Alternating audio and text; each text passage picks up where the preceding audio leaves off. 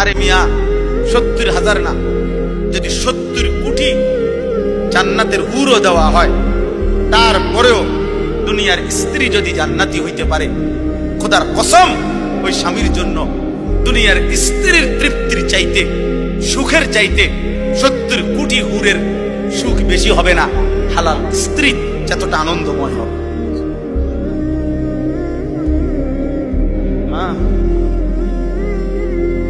কারণ সে যুদ্ধ করে কষ্ট সহ্য করে জান্নাতি হয়েছে, আর হুর তো জান্নাতেই তৈরি হয়েছে।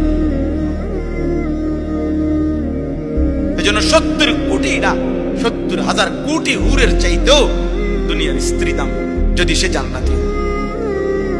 আল্লাহ কোরআনে বলছে উদখুলুল জান্নাতা আনতুম ওয়া আজওয়াজুকুম তুহবারুন।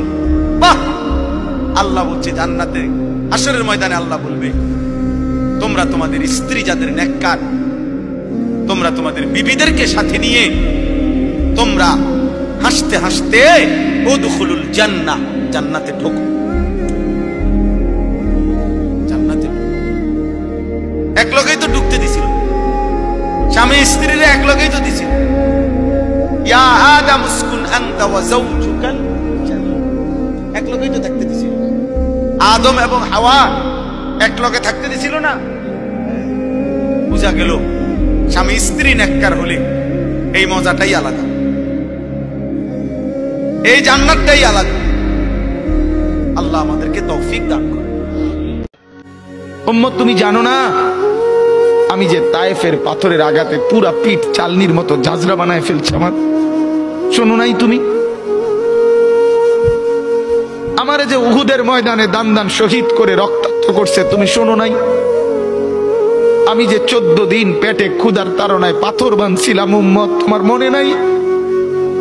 একবারও শোনো নাই আমার ক্ষুধার কষ্ট, আমার পিঠের ব্যথা, আমার দাঁতের ব্যথা, আমার কাঁধে 2টা কড়া ঢুকে গেছে? উম্মত, আমার ঘরে 3 মাস আল্লাহর নবীর স্ত্রী আয়েশা বলছে, আল্লাহর কসম উম্মত, নবীর স্ত্রী বলছে 3 মাস 3টা চাঁদ উঠছে ডুবছে, রাইনা হেলালান সুম্মা হেলালান সুম্মা হেলালান, 3 চাঁদ 3 মাসে নবীর 9 জন বিবির কারো ঘরে আম্মা জান আয়েশা বলে 1 ফোঁটা চুলায় আগুন জ্বলে নাই। মা আওকাদাত ফি আবিয়াতে রাসূলিল্লাহ নারুন, নবীর একজন বিবির ঘরেও আগুন জ্বলে নাই।